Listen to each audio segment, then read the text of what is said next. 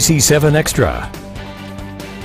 Sunday, December 18th. Welcome to ABC-7 Extra. Good evening. I'm Stephanie Guadian. Tonight, a possible change in location for the new voter-approved arena in downtown El Paso. Now, the original location included a footprint about 2 blocks south of the downtown convention center in Union Plaza.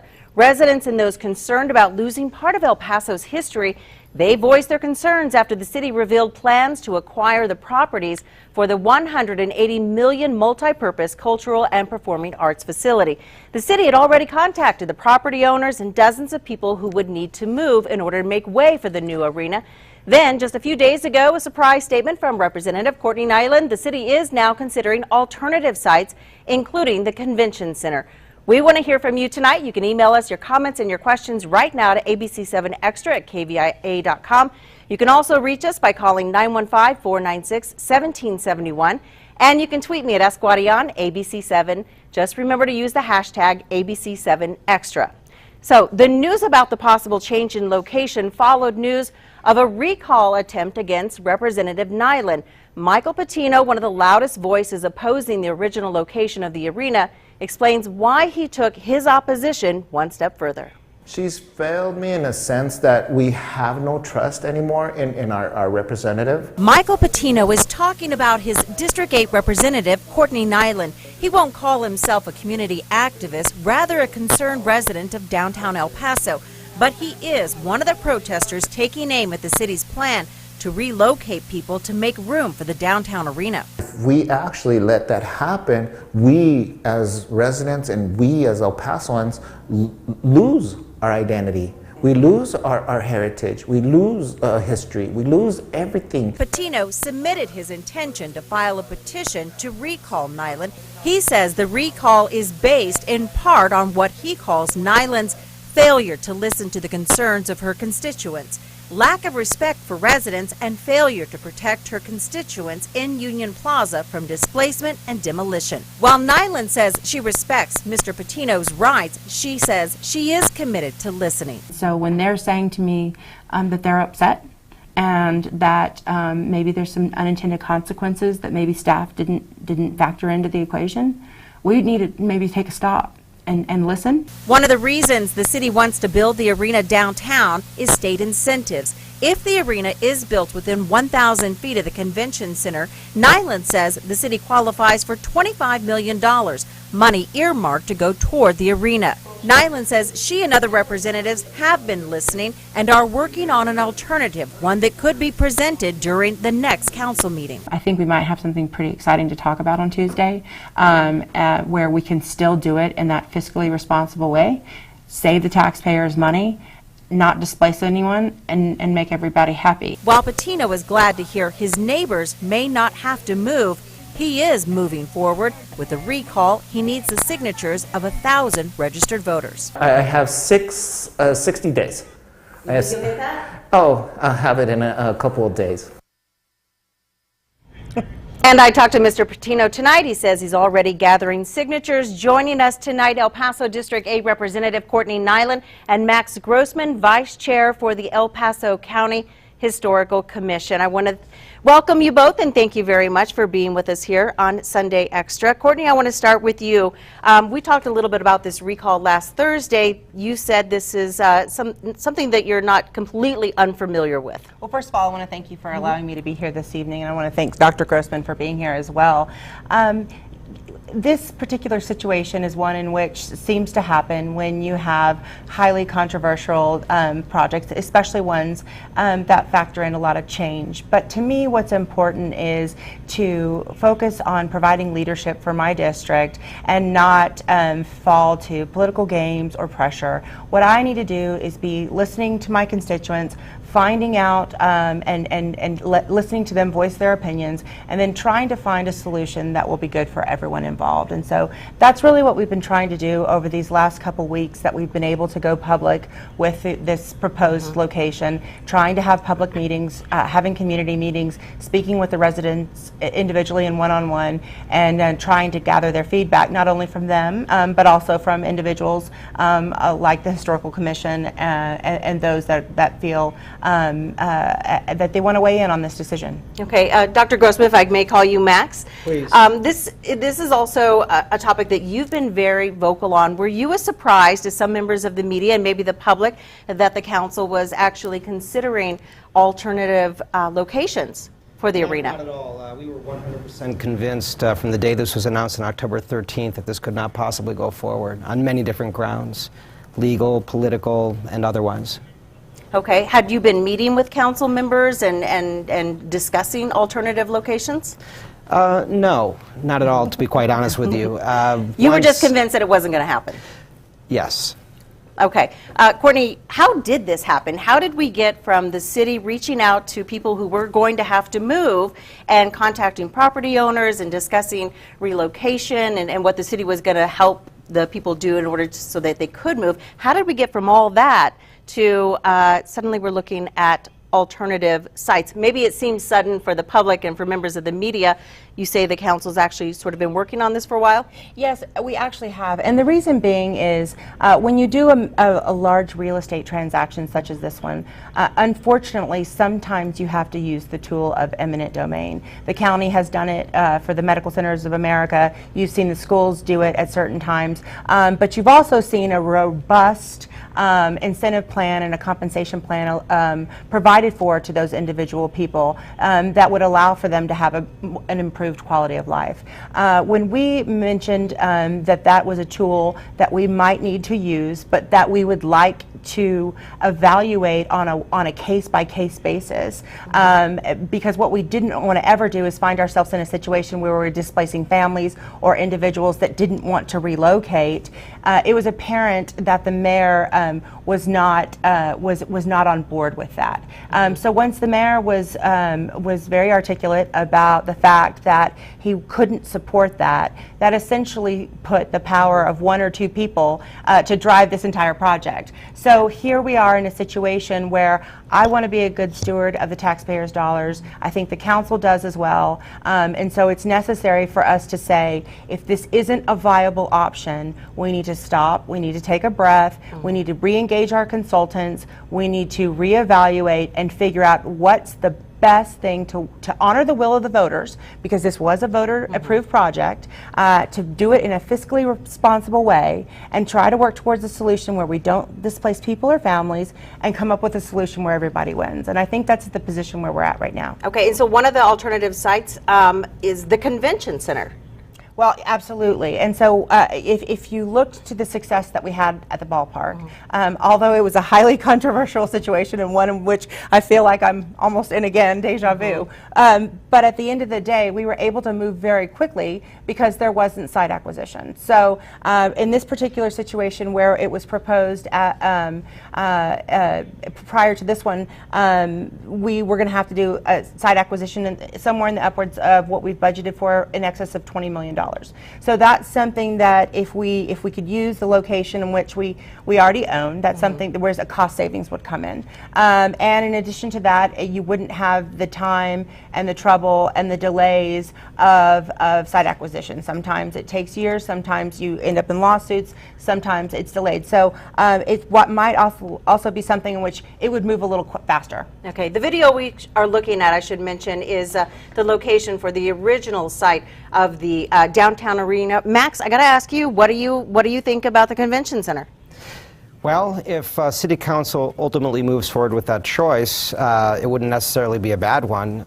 We hope that they will consider the full range of possibilities before moving forward. There's no particular hurry. Convention Center, however, does not require displacement, does not require demolition of historic resources. It doesn't require spending $20 million to acquire property. Most importantly, it doesn't require several years of eminent domain litigation, which was absolutely imminent in this particular case. There were 3, maybe 4 holdouts who were definitely not selling under any circumstances. And look, Romelio Mendoza stood in front of City Council and said, I live on 327 Chihuahua Street. I'm not selling under any circumstances. You know, the lady's been there for decades, and we had several others. So that should be enough. And as Representative Nyland just said, the mayor was not willing to move forward, and obviously there's no path forward. With eminent domain. Right. Yeah. And look, let me say this also. Eminent domain in the state of Texas is rarely used for a venue that is designed to provide entertainment. Federal freeway, sure. Hospital, police station, maybe. But in the state of Texas, private property is sacred. You cannot deprive people of their private property so that we and a number of investors can have an entertainment venue exactly where they want it, when it can go 4 blocks that way, 2 blocks that way, 6 blocks that way. So there's a moral issue as well as a legal issue. I'd like to respond to that. I mean, I think Dr. Grossman makes an absolute great case here, and I think he's absolutely right. But that's exactly why, when we took the action that we did, we said we wanted to evaluate it on a case-by-case basis. I think Dr. Grossman knows as well as I do, you have some bad stewards of some properties downtown in which you wish they would have taken better care of their properties so we wouldn't have it almost to the point of demolition by neglect. I don't think any member of council was ever willing to displace a family, was ever willing to do anything to anyone who didn't want to willingly participate. And so that's why we had always said, if we were using this tool, it was something that we'd have to come back and evaluate on a case-by-case basis. But ultimately, the mayor wasn't even comfortable with that. And so now it's given my colleagues and I, okay, so let's do something where we can all be successful. Okay, so I have to talk about the residents, though, who had been told by the city that you are going to need to move because we're going to make way for this arena. And so it has been weeks now. Maybe they've been making plans and coming to terms with the fact that they were going to move from their homes, and now they're hearing, oh, okay, maybe not.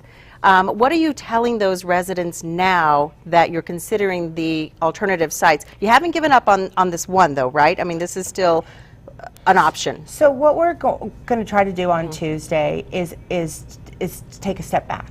And like I said, I'm one of 8 members, and so 8 voting members. And so what we're trying to do on Tuesday is to propose, we have heard loud and clear that there are families and there are individuals that do not want to move from their neighborhood. If that is the case, why continue to move in a direction that we know we all can't be successful in? And so if that's the case, then we want to maybe take a step back, talk amongst ourselves, allow ourselves to have a public dialogue, and maybe hear from individuals like Dr. Grossman, and maybe also hear from individuals like the new owners of the proposed Camino Real Hotel, and maybe hear how changing the situation might affect them. And so, and then maybe re-engage our consultants and basically say, okay, now that we've had the opportunity to be in the public, here's what we're hearing. As far as the residents go, we've been using this entire last few weeks just to do a public process. And so we have not closed on any properties. We have not done anything that can't be unraveled. And in addition to that, we've told anyone that could possibly be displaced if we were to move forward, that this would be taking like a year, 18 months from now. And so I don't think anyone at this particular time has decided to do anything except for try to see which direction the city was going to go. Okay, so again, though, they're on hold, and they too are waiting to see which direction absolutely the city is going to go. Sure. Some people ask, we post this the story on Facebook, why does it have to be downtown? There are a couple of reasons for that. Right. I'll let you start.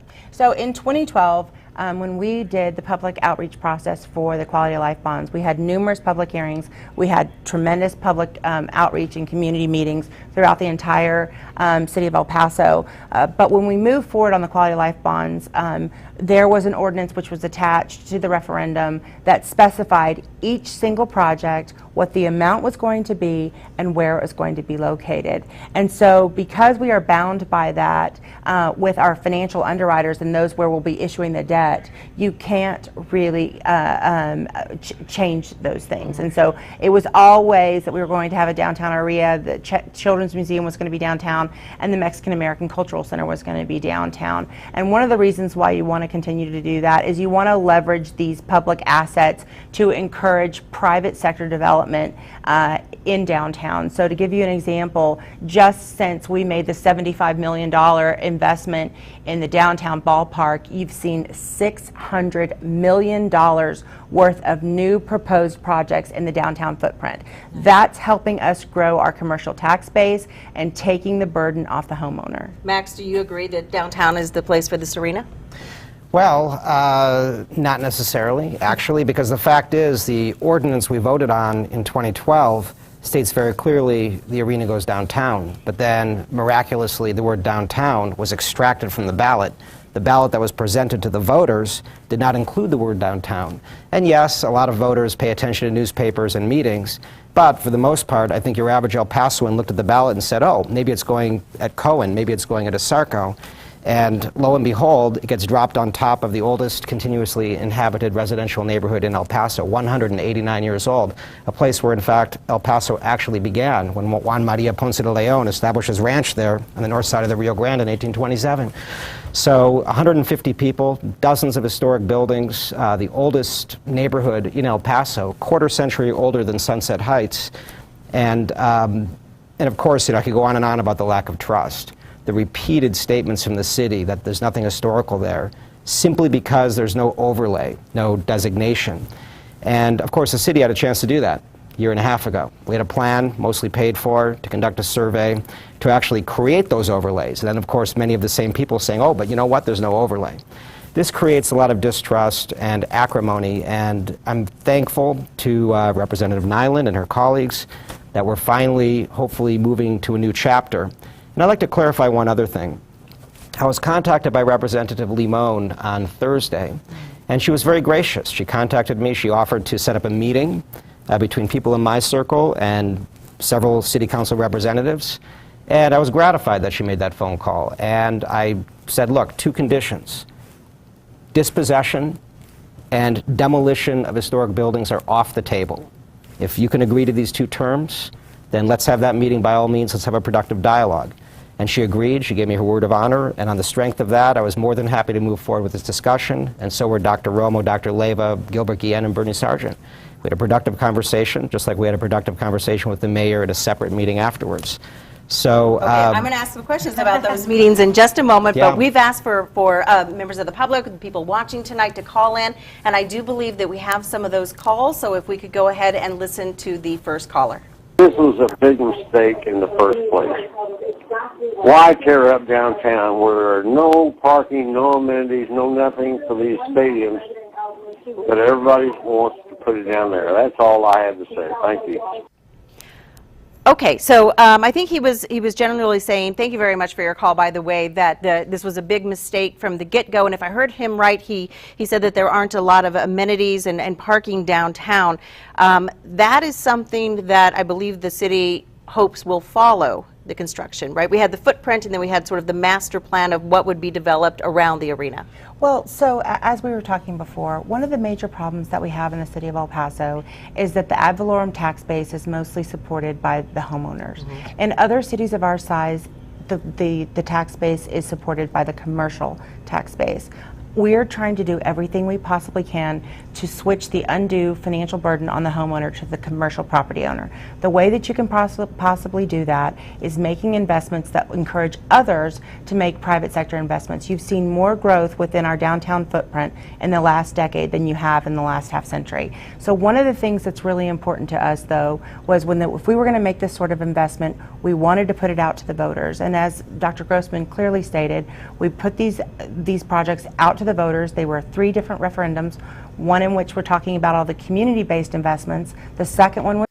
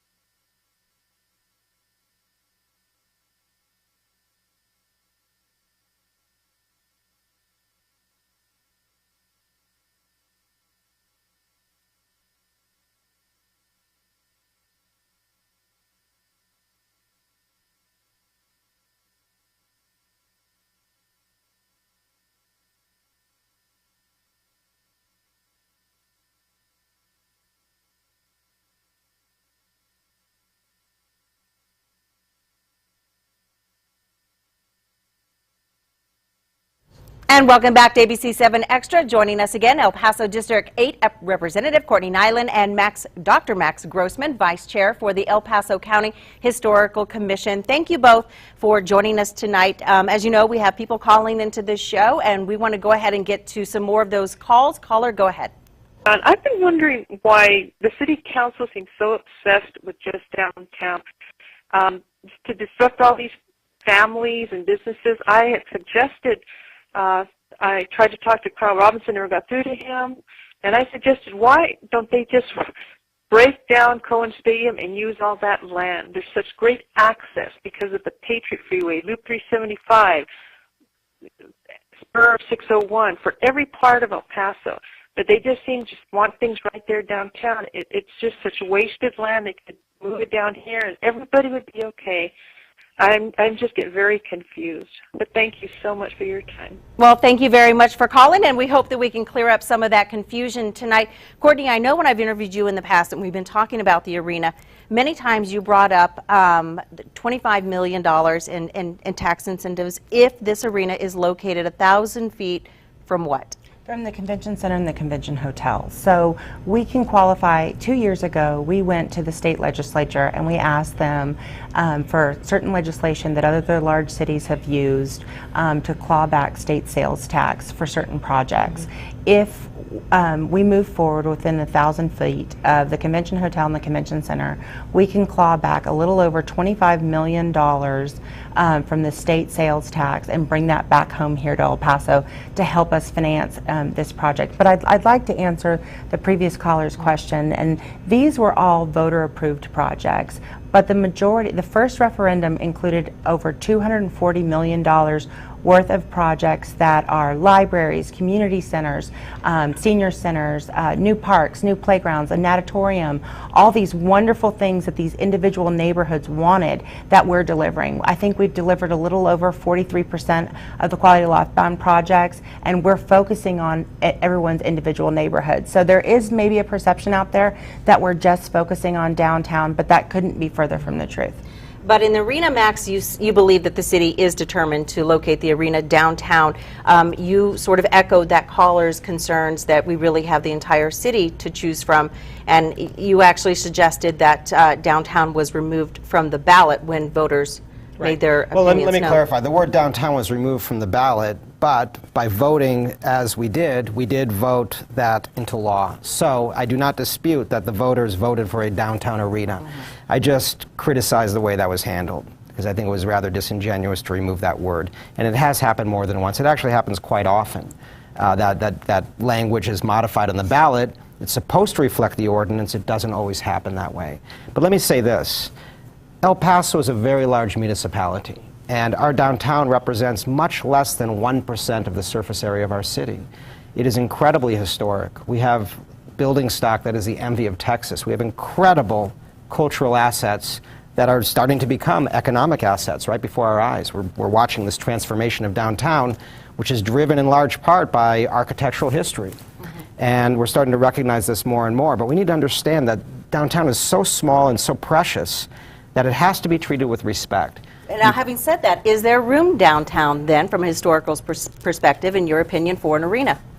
Well, the Civic Center is something that should be considered, but also the rail yards. And I've heard from some city reps and some city administrators that is really difficult. There are too many challenges, but those challenges need to be properly explained to the public. That may be so, but I'd like to hear exactly what those closures mean. And you know, we read in the El Paso Times, Eli de Perez did some great reporting.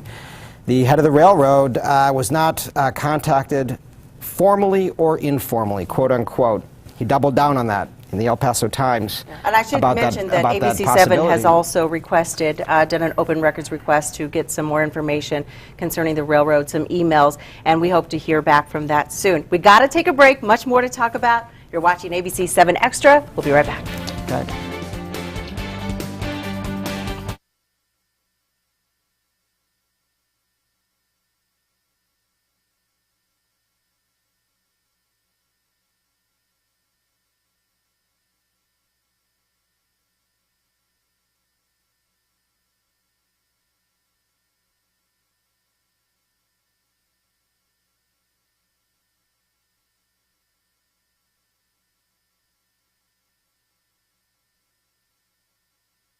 And welcome back to ABC-7 Extra. Thanks for being with us. We are getting a lot of calls into our newsroom on this topic. We want to go ahead and get to a couple more of those calls. Go ahead, caller.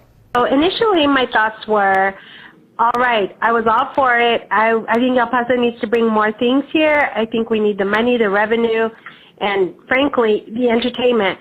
However, after seeing an elderly person being displaced without any kind of compensation, anywhere to go, that just broke my heart, and I was against it 100%. My thoughts are now that the convention center would be ideal. Okay, and So that's can I on the just- table. Yeah. So I just want to address that caller's last question. We would never displace anyone and put them out without any compensation or relocation costs. There was always those initiatives that were factored into this. Unfortunately, what happened was when there was a property owner that owned an apartment building within this, outside of the potential footprint, and decided that they wanted to start moving forward. One of the reasons why I have the item on the agenda for Tuesday was to tell staff to immediately reach out. Although this wasn't in the footprint, the city had no intention of purchasing this building. This gentleman wanted to do just something different with his building. It broke our heart too. So we immediately were going to rectify that situation, but we did not have anything to do with that particular situation. Okay, and if I could go back to the meetings that were held on Friday that you were a member of. The media was not invited to these meetings, so both of you were there. Can you tell us a little bit about who was there and what was talked about? Well, I'll be glad to. As I stated, Representative Limon was gracious enough to contact me to set up the meeting. And at the meeting were Representative Limon, Schwartzbein, and Tolbert, and then myself and 4 other people in my circle. And these were Bernie Sargent. Was the mayor there? No, not at that meeting. The mayor and I were attending the Metropolitan Planning Organization meeting that morning that we both are members of. Okay. Right. Quite separately, the mayor invited me through his aide by email to attend a meeting at 10 o'clock that morning. I was unaware who else would be there. One by one, people in my group were invited. When I arrived, I understood that Representative Nyland was arriving, but that was a completely separate meeting. Okay, and again, why meet privately? Why not wait till Tuesday? What did you hope to accomplish? Well, I think one of the most important things you can do is reach out to those individuals and stakeholders. And we had heard, I mean, Mr. Grossman might have said that we hadn't talked, privately, but Mr. Grossman has been attending city council meetings for the last couple of months, and there's been advocates in opposition of this project. So I think one of the things we wanted to do was to try and sit down with some of the leaders and the community leaders and say, listen, we're hearing you, we understand there's opposition, we want to work with everybody involved. Let us tell you, some thoughts. I in particular wanted to tell him the thought I had. But a few years ago, when we were considering maybe doing some remodeling of the convention center and the Abraham Chavez, we had tremendous amount of pushback from those involved in preservation. And so one of the things we wanted to make sure was we weren't trading one can of worms for another. So what does that look like if it were to be built in the convention center? Is it what happens to that area? You're not talking about tearing down the convention center and starting from scratch, are you, or are you? So that's one of the consequences is that the city of Omaha, Nebraska, what they did was they built a combination arena and convention center. I think it's very important that we preserve the Abraham Chavez Theater. We have plans to integrate that into the Mexican American Cultural Center, and it could really be a unique asset for our community. So I think that's kind of off the table based upon the advocacy and the resolution that we passed back in 2012. I think one of the cons of this particular site is exactly what we're talking about, is if you had to take the convention center offline for the next 2 to 3 years, what would the economic impact be from that? Can the hotels within the area still survive? And so you have to weigh in all these different options before you can actually move in one direction or the other. Yeah, I mean, it took an immense effort to get to the point where we could actually talk to one another. And we're talking about the Paso del Sur group and activists on the ground with the barrio residents communicating the information to the media. Look, elderly people are being evicted as a consequence of the arena plan. Yes, the city did not actually issue the evictions, but the evictions have a causal relationship with the project. They're in the master plan, you need parking and so on. Private investors need to do what they need to do to support the arena. So the property owners themselves went ahead and issued those eviction notices? Yes. Yes, and but look, Dr. Grossman's correct. the property manager of the property owner in question, in front of a judge under oath, stated that the unit, which is 116 years old with 19 people in it, would be vacated and demolished. And look, obviously that's related to the project, but hopefully we're getting past this. I think that now that the Historic Landmark Commission has unanimously opposed this, just Thursday, the CPC, my commission, 17-0, both state reps, the county, I go on and on and on. I think that we finally are at a point where City Council understands that we have to change tracks here and go in a completely different direction. And look, we've tried to keep the discourse civil in spite of everything. I've certainly done my best. And we're talking. I have too. We're talking. We're seated next to one another. It's a beginning. Yeah, but we need the City Council on Tuesday to definitively abandon the Duranguito plan. Nothing less than that is acceptable. We can move forward with a different idea, but we have to abandon that plan. And what do you think is going to happen on Tuesday? Well, I think what we need to do is have a discussion with all of us. I mean, at the end of the day, we're a team. Unanimously, we had voted to move in this direction, and we felt confident, based upon the analysis that was done and based upon the recommendations, that this was the right direction. That allowed us then to have public meetings. That allowed us then to go and talk to the stakeholders. That allowed us the privilege to talk about it in open meetings, and we've received tremendous pushback from that. Well, we are public servants, and our job is to listen to our constituents and represent them in the most honorable way. And so we have heard the pushback. We hear you, and we are now need to go and stop and say, this does not look like a viable option. So if it's not a viable option, why waste staff time? Why waste taxpayer money? Why end up in a legal battle? Why not just say stop and let's reevaluate? Okay, so this is far from over. Max, I would like to give you an opportunity just for some closing thoughts. Well, look, it's been a pleasure to join you in this conversation. Thank you very much, and Representative Nyland as well. Look, again, as long as Barrio Duranguito is off the table, as long as we can all agree on that, and to move to a location that does not require dispossession or mass demolition of our historic resources, I think that we're in a place where we can talk, where we can have dialogue, where we can work together.